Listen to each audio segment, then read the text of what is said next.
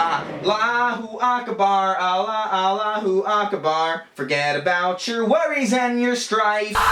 Singing Allahu Akbar, Allah, Allahu Akbar. I'll drag you down with me to paradise, but you won't go there because you're an infidel. ISIS the Musical, coming New Year's Day 2017. Grab your tickets at www.stop. It's a bombastic fun time for the whole family. Better than Hamilton, I've heard. Hey everybody, Chris Ray Gun here, and welcome one and all to the official Chris Ray Gun Christmas Day holiday special. Your video's late! Yeah, I know, it's the day after Christmas, I understand that. I've been very busy, Paul. Your video's fucking late! Okay, Paul, I get it. Can you give me a break? Where the fuck's the video? I'm trying to make it right now, Paul. You keep interrupting me. I taste pain! Stop interrupting me, you galactic faggot. I will do things to you that Satan would disapprove of if you keep interrupting me like this, Paul. I'm not kidding, you flaccid son of a...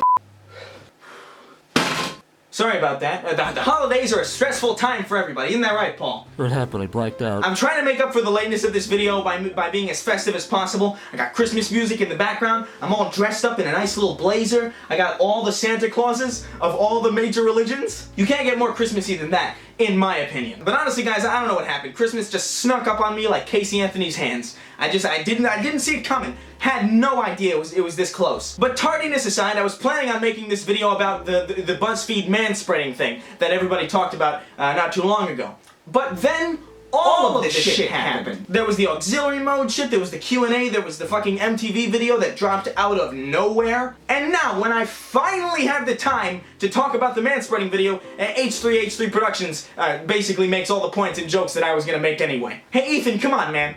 Just let me have Buzzfeed. Let me just have this. You got a nice podcast set, you're hanging out with Justin Roiland. I don't get to hang out with Justin Roiland, Ethan. Come on. Let me have this, you shifty jokester. You clown, you. In all seriousness though, guys, I figured instead of beating a dead horse for Christmas, no matter how satisfying that sounds, I figured it'd be a little bit more fun to just do a weekend recap holiday edition, Christmas edition if you will.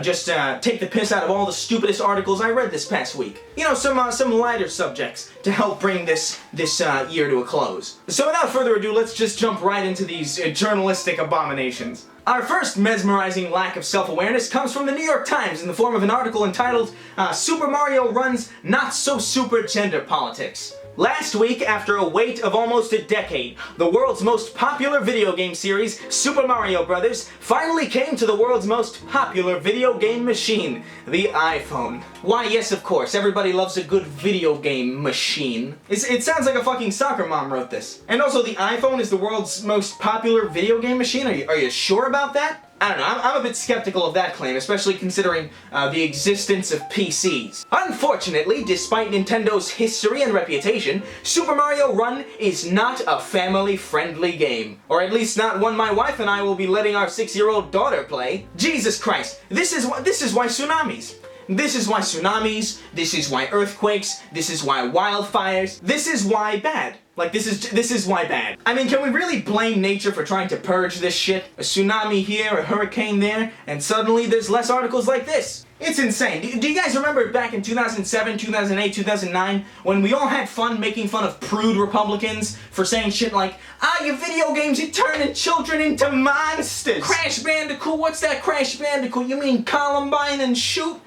That's not gonna fool me just cause it's got a little wolf boy on it. Fuck you, games! Fucking Glenn Beck talking about how he doesn't want children playing Watch Dogs because it teaches kids how to hack. Jesus Christ, I miss those days. But I guess we still have those days in a weird way, right? Because now we have liberal ideologues doing the exact same fucking thing for basically similar reasons. The game is rife with retrograde gender stereotypes, things that might have been expected in 1985, but that are now just embarrassing. Why, of course, fully grown man who deprives his daughter of positive experiences just because he might personally disagree with a small element of it? That's what's truly embarrassing here. If only we could be more like you. And the article pretty much just goes on to bitch about everything you expect it to bitch about. Like, she bakes him a cake, she promises to bake him a cake. Oh my gosh, she gives him a kiss when he saves her. Oh my gosh. The game also includes a second female character,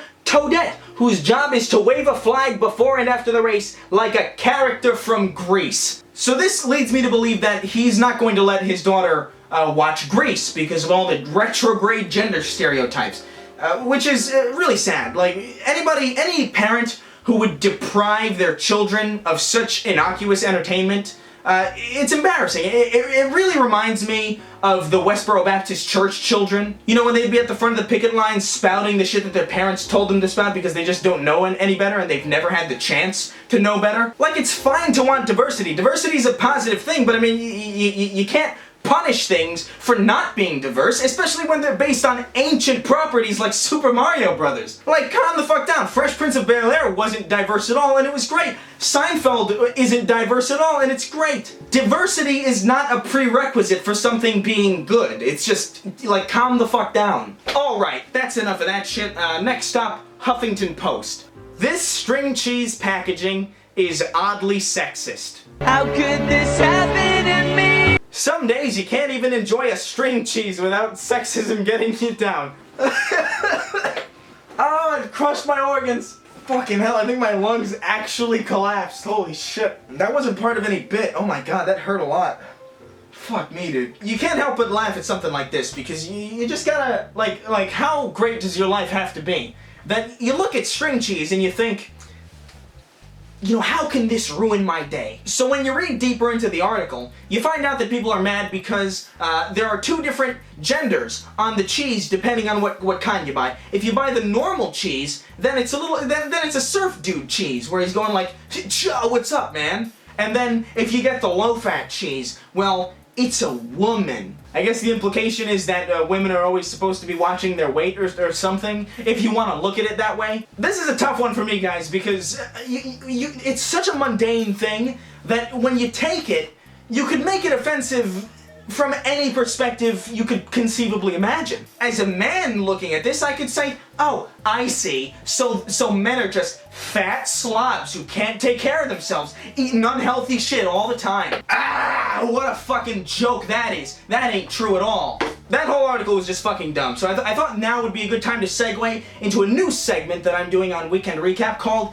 Stop It, Uncle Jerry, I Want to Go Home, Stop Touching Me Like That. The part of the show where I look at some things that happened in the last week that didn't necessarily have articles written about them, but I found interesting enough to mention. So apparently Ivanka Trump was on a plane somewhere, I don't know where she was going, I don't really care, and some author guy was on the plane with her and she shouted, "Your husband's ruining this country." That this is a whole big to-do. Now, a lot of people are saying this is harassment. I don't think it's harassment. I just think the guy's being a fucking cunt. If I saw Hillary Clinton or somebody I equally didn't care for on a plane, I wouldn't go, "Hey, fuck you and your family, bitch!" Now, the part I found funny about all this specifically is how a lot of feminists reacted to it online. Namely, Jessica Valenti of The Guardian. She tweeted, "Ivanka will arguably be the most powerful woman in the world, counseling the most dangerous leader. She can handle some IRL criticism. Also, it's infantilizing and sexist to argue that Ivanka should be shielded from public criticism." So it's infantilizing to suggest that women should be shielded from public criticism, especially when they're a public figure. Yet, here she is, complaining about all the public criticism she gets for being a public figure. Bitching and moaning about it. So which is it? Is it sexist to shield women or is it sexist to not shield women? Like, what the fuck is it? But anyway, I just found that kind of funny. Jessica Valenti is a bit of an idiot. She's not smart at all. Chris, how dare you insult a woman like that? This is sexism, I tell you. Nah, she's genuinely stupid. And it's not because she's a woman, it's because she writes articles like this. Hillary Clinton's problem? We just don't trust women enough. Yeah, implying that Hillary Clinton has has a spotless record outside of the fact that she's a woman. Fucking you dumb shit. Anyway, that's gonna be it for me today, guys. I apologize in advance if this is a bit of a lackluster Christmas special. Again, it snuck up on me, and there's not really much going on in the news. So, excuses, more excuses. But honestly, it's a little bit thematic. I mean, this year was pretty shitty. It deserves a pretty shitty conclusion, I would say. That's called theming. In all seriousness, guys, I hope you guys have a happy holiday season. Hope you guys had a good Christmas. Hope you guys have a great New Year's. Have a good time. Get drunk and hurt someone. And I'll see you either in a few days or literally next year. I think this is a good Christmas card, isn't it? Nigga.